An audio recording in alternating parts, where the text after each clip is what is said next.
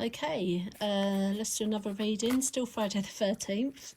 I think I might do quite a few today. So I think I'll look at Mandelson because he's in the news. Whoops. He's in the news, isn't he? Still talking about the fact he was arrested, misconduct in office, etc. Starmer, obviously he's more in the news than Mandelson over it. How he reacted to it all, they're almost calling for his head, aren't they, for the way he dealt with Mandelson. So I want to look at the relationship between Mandelson and Epstein a bit. And then, was Starmer aware of Mandelson being a reputational risk? Matthew Doyle, the one who sort of gave the green light for him, who, when he a whip that was removed because of his relationships with a paedophile.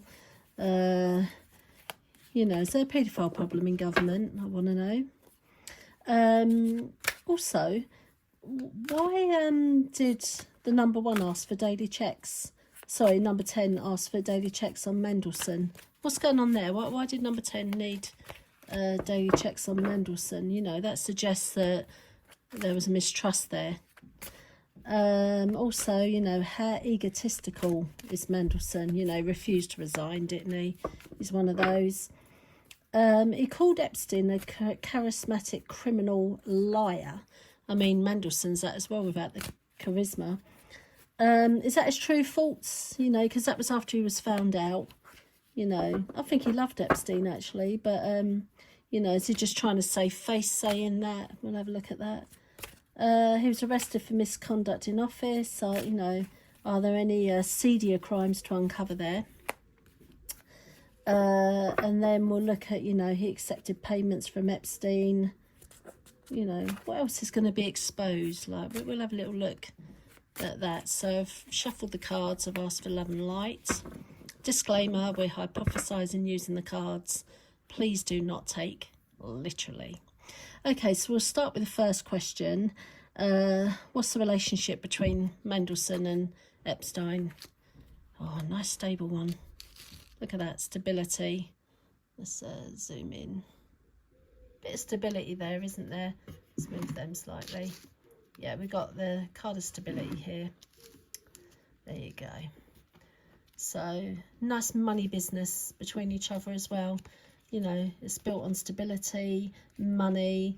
Definitely had more of an in-depth relationship with him than what he's making out, that's for certain, because it covers everything. This, it's money, happiness, love, it's a real meeting of minds, but it's also financial disputes. And I mean, like I said, don't take the cards literally, but the gossip and always saying, he gave him quite a bit of money, Epstein. He was feeding Mandelson money and his partners. So, it's definitely, is it cash for information? Because, he was arrested. Was it Gordon Brown that triggered that? I can't remember, but for the misconduct in office, where he was almost in the Epstein emails, he's feeding him money, questions on answers on what's going on with the PM and all. So I'm wondering if it was cash for answers, almost like spy-like. There's definitely there's a connection here. There's no doubt about it. It's funny actually, because it's saying that not to be stingy with money, and this card, well, Epstein definitely loved giving him money, so he was definitely getting something for that money. I don't care what Mandelson says. He was selling cash for secrets or something to him.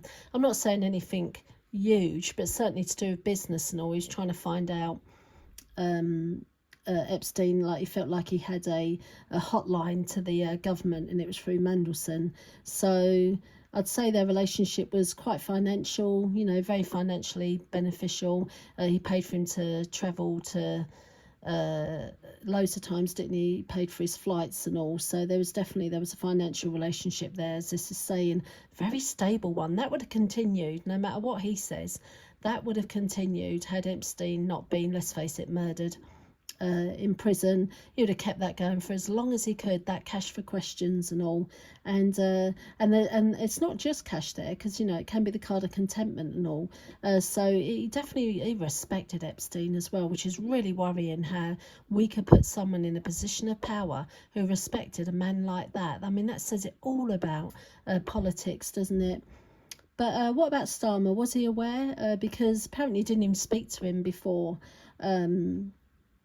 he was given his appointment, but he was made aware of the reputational risk of employing him. I'm wondering, why did he get that position then? It's crazy, isn't it? Did Starmer know?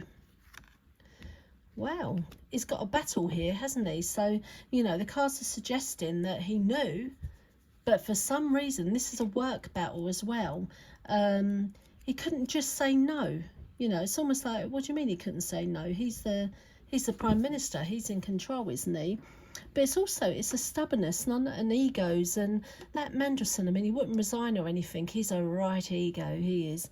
And it's brewing tensions and power struggles. So I'm wondering if maybe he's not lying when he says, I don't know if he knew the extent of the relationship between Mandelson and Epstein. I don't think anyone does, but he was aware he was a reputational risk, but I don't think he was aware of just how bad it was. So and this is because this can be secrets as well, this card, because it's all to do with competitiveness and rivalry. So for whatever reason, I mean, the one of the guys that gave the green light was Matthew Dole, and he's friends with nonces. So I feel like maybe Starmer was blindsided here by the likes of him. And why do you want someone like him in that position? Who knows? But what I would say here is it's saying Starmer, while he might have been aware of a reputational risk regarding the appointment of Mandelson, I don't think that he knew just how bad it was. That's what it's saying. But, has he got something on Starmer in the government as well, Mandelson? That's the other question I'd ask, because why did he get such a position of power? And this isn't the first time that Mandelson has been sacked for misbehaviour, shall we say. So I'm just wondering why Starmer's overlooked that reputational risk and said, put him into that position. So I'm just wondering if Mandelson has something on the government that we're not aware of. But according to the question, he's aware of the reputational risk, but not of the extent of it all. And because it's a card of rivalry and conflict, etc., I'm wondering, and brewing tensions, I'm wondering if there was a lot of arguments going on behind the scenes and interfering third parties as well, that he wasn't aware of, Starmer, and he didn't have the balls to stand his ground. I think even if they said, look, that he's a wet blanket, like I said, even they said, I'm not sure about this, do you know he's got links with Epstein, it's almost like he hasn't got it in him, Starmer, to make a decision. But what I would say is it's not from I don't get any badness here from Starmer in this decision.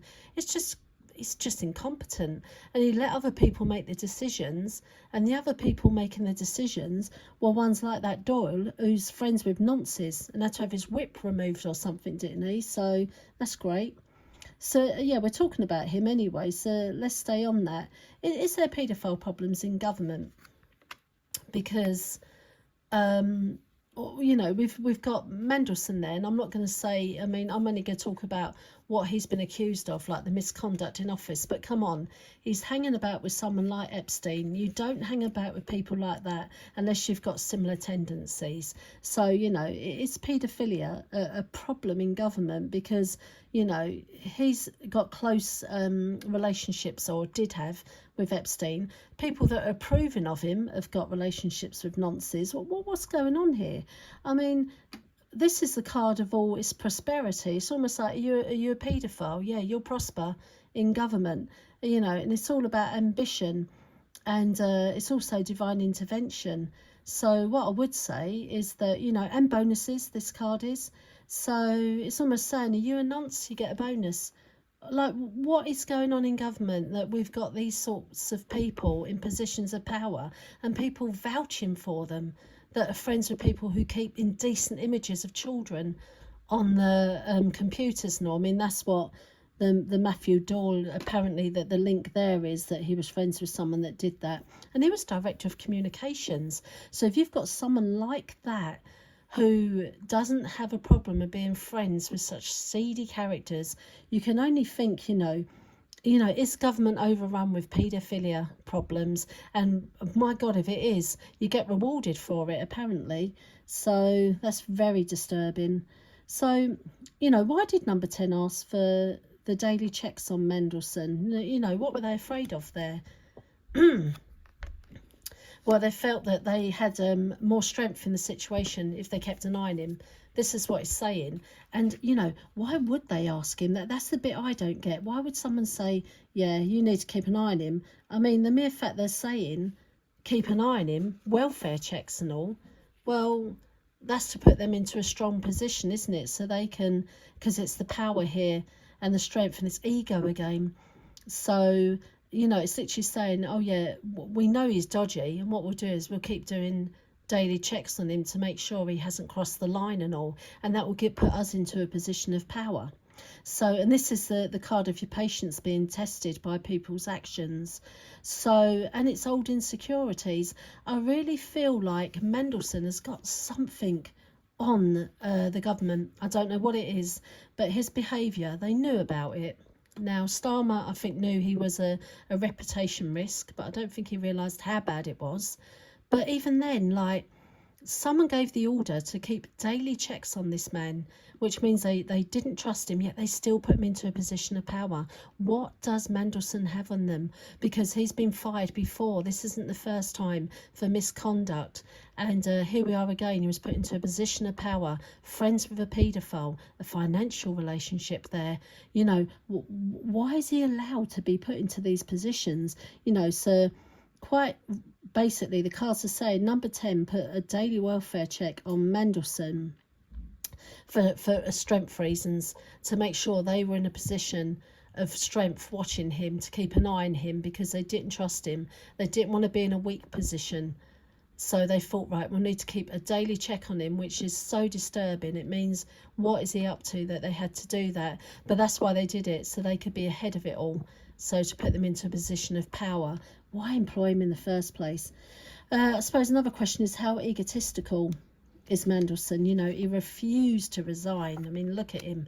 You know, that man, it's all about the money again, isn't it, for him? You know, he just absolutely loves money. And he will do anything for money, by the way, anything for money. As long as it gets him money, he's absolutely over the moon. And you know what? He's a person he's built up a reputation. I mean, I don't know how he began, Mandelson. I haven't really researched him. But he's someone who loves to have hold of all the news and the insights. You know, he's one of those peoples. And then he likes to use it against people. You know, so he listens. He doesn't say a lot. He listens at first, you know, because he's almost, he's getting receipts, isn't he? He likes to listen and find out what's going on so he can use it to his advantage. And he's a master of reinvention. I mean, maybe that's why he's been able to get sacked and go into so many other jobs. But yeah, he's a master of, you know, reinventing himself. And it's suggesting this is a card of being fearless as a child, you know, so, and he's very practical as an adult. So what I would say, someone who does take risks, and he loves listening in an organisation. He's sitting there, he's taking everything in, and oh yeah, he's getting receipts, because he's the sort of person, he loves money. And if he can say to someone, look, I won't say this about this if you give me money, he's one of those people. So he's very egotistical, and his ego is driven by money. And as a child, he was very, very almost like reckless, like he was fearless. So he's always had an ego on him, not afraid to speak his mind. But he likes to sit back and listen, because he likes to be in control of the situation and organisations. And that's how I think he gets power, because he listens and then he uses what he has heard against people. So yeah, his ego's huge, and it's driven by money. So what about, like, he said that Epstein, he called him a charismatic criminal liar. I mean, talk about the popcorn and the kettle black. He's a criminal liar, Mandelson, except he hasn't got the charisma. I mean, I don't know Epstein, but that's what he called him. No, I want to know, is that his true thoughts, or was he just trying to save face at this stage? Because he said this after the fact, you know, because I think he loved him. Let's see what the cards say. Oh yeah, look at this. Total unity. I mean, that is a unholy union those two had, you know, and the creativity that came of that union. I mean, I don't know if it's ever going to come out, but that is an unholy union. God knows what happened there. But they're saying, you know, the cards, that he doesn't think that he's a criminal liar at all. You know, he actually, the charismatic bit is right. You know, he was really attracted to him, and it's joint ventures with friends and fruitful collaborations. This card, it's a real confidence in a partnership. So, you know, what I would say is he totally and utterly had respect. It's a rewarding partnership as well. Total and utter respect for Epstein. He does not see him as a criminal liar. He sees him as charismatic. He's gutted that he's dead, because he had a lovely little financial thing going with Epstein. He loved feeding him that info. Like I said, he loves to listen, and then he uses what he's heard to make money. He's driven by money and his ego. I mean, he'll do anything, this man, for money. So yeah, what I would say is he wasn't, he was lying when he said he was a charismatic criminal liar. He just finds him charismatic. He doesn't think he's criminal what he's done, because he must be similar. Because to say that Epstein's a criminal means he's a criminal, and he doesn't think he's a criminal at all. So that's the impression I get. So I think he loved Epstein. It was an unholy union, and it would have continued had, you know, Epstein not been arrested and died in his prison cell, right? Obviously murdered.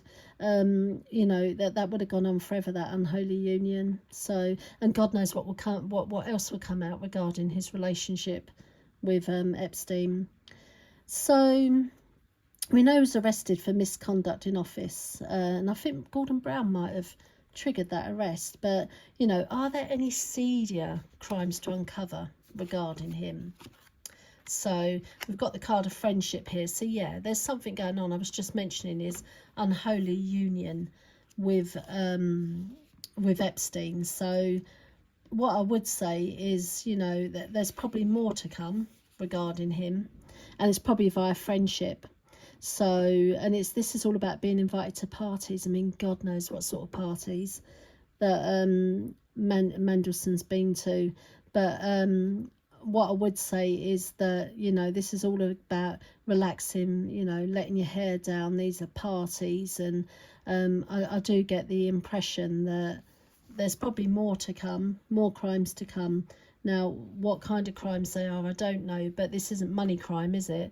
Like, at the moment, it's misconduct in office, and it looks like he was giving out information that he shouldn't have been to certain parties, including Epstein. But this is not business. This is more to do with, you know, affairs of the heart, etc. So I'd say there's more crimes to come, but it's not really telling me what kinds of crimes, except it's related to letting down your hair at parties, etc. I mean, God, you know, I'll let your imagination run riot with that one.